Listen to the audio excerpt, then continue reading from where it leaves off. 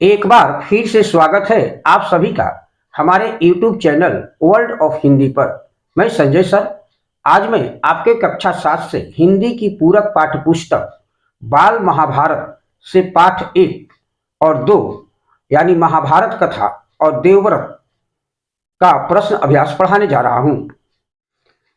महाभारत कथा एवं देवव्रत का प्रश्न अभ्यास है। सबसे पहले मैं मौखिक प्रश्न की ओर चल रहा हूं। निम्नलिखित प्रश्नों के मौखिक उत्तर दीजिए। प्रश्न संख्या 1 है, नदी के किनारे पर खड़ी कन्या कौन थी? उत्तर है, नदी के किनारे पर खड़ी कन्या गंगा थी।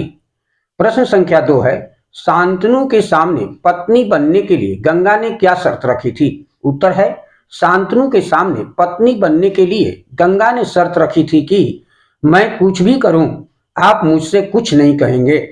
प्रश्न संख्या 3 है, महाभारत की कथा किसकी देन है? उत्तर है, महाभारत की कथा महर्षि पराशर के कीर्तिमान पुत्र वेद व्यास की देन है। प्रश्न संख्या 4 है, व्यास जी ने महाभारत की कथा सबसे पहले किसे कंठस्थ कराई थी? उत्तर है, व्यास जी ने महाभारत की कथा सबसे पहले अपने पुत्र सुखदेव को कंठस्थ कराई थी। प्रश्न संख्या 5 है, मानव जाति में महाभारत की कथा का प्रसार किसके द्वारा हुआ? उत्तर है, मानव जाति में महाभारत की कथा का प्रसार महर्षि वैशंपायन के द्वारा हुआ। प्रश्न संख्या 6 है, महाराजा शांतनु के बाद किसको हस्तिनापुर की गद्दी मिली? उत्तर है, महाराजा शांतनु के बाद उनके पुत्र चित्रांगद को हस्तिनापुर की गद्दी मिली। प्रश्न संख्या 7 है, देवव्रत कौन थे? उत्तर है, देवव्रत गंगा और शांतनु के पुत्र थे, जो आगे चलकर भीष्म पितामह के नाम से विख्यात हुए। लिखित प्रश्न है यानी दीर्घ प्रश्न। निम्नलिखित प्रश्नों के उत्तर लिखिए। प्रश्न संख्या 1 है, गंगा ने शांतनु को देवव्रत की किन किन विशेषताओं का परिचय कराया? उत्तर है, गंगा ने देवव्रत की विशेषताओं का परिचय कराया कि इसे महर्षि वशिष्ठ द्वारा शिक्षा दिया गया। इसके सामने शास्त्र ज्ञान में शुक्राचार्य और युद्ध कला में परशुराम ही इसका मुकाबला कर सकते हैं। प्रश्न संख्या 2 है, पैदा होते ही गंगा अपने पुत्रों के साथ क्या करती थी? उत्तर है, पैदा होते ही गंगा अपने पुत्रों को नदी की बहती हुई धारा में फेंक दिया करती थी। प्रश्न संख्या 3 है, गंगा को पुत्रों को नदी में फेंकता देखकर भी राजा शांतनु कुछ क्यों नहीं कर पाते थे? उत्तर है, राजा शांतनु ने गंगा को वचन दिया था, जिसके कारण वह सब कुछ देखकर भी मन महसूस कर रह जाते थे। प्रश्न संख्या 4 है, गंगा राजा शांतनु को छोड़कर वापस क्यों चली गई?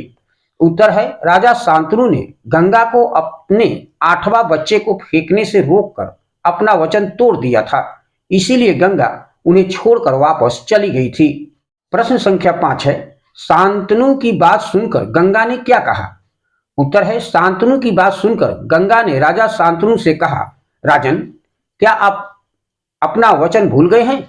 अतः अब मैं ठहर नहीं सकती। हाँ, आपके इस पुत्र को नदी में न डालकर कुछ दिन पालूंगी और फिर आपको इसे सौंप दूंगी। प्रश्न संख्या 6 है, देवव्रत किस प्रतिज्ञा के कारण भीष्म कहलाएं? उत्तर है, जीवन भर विवाह न करने का और ब्रह्मचारी रहने की भयंकर प्रतिज्ञा के कारण देवव्रत भीष्म कहलाएं और इसी नाम से प्रसिद्ध हुए। प्रश्न संख्या 7 है, गंगा जब 8वें बच्चे को लेकर नदी की ओर चली तब शांतनु ने उससे क्या कहा? उत्तर है, जब गंगा 8वें पुत्र को गंगा की धारा में बहाने के लिए चली तब शांतनु ने उससे कहा, मां होकर अपने नादान बच्चे को अकारण ही क्यों बलि दिया करती हो?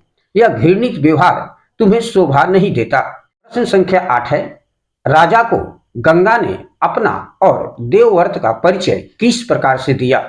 उत्तर है, राजा शांतनु के पास आकर गंगा ने उस युवक को अपने पास बुलाया और राजा से बोली, राजन, यह मेरा और आपका 8वां पुत्र देवव्रत है। यह शास्त्र ज्ञान में शुक्राचार्य और रण कौशल में परशुराम के समान है। यह कुशल योद्धा और चतुर राजनीतिज्ञ है। अब आप अपने साथ इसे ले जाइए। यहीं पर यह पाठ समाप्त हुआ। इस पाठ में जितने भी प्रश्न और अभ्यास है उसे अपनी काश पुस्तिका में अच्छे तरीके से लिखकर उसे याद करते रहेगा। Thank you. मैं संजय सर।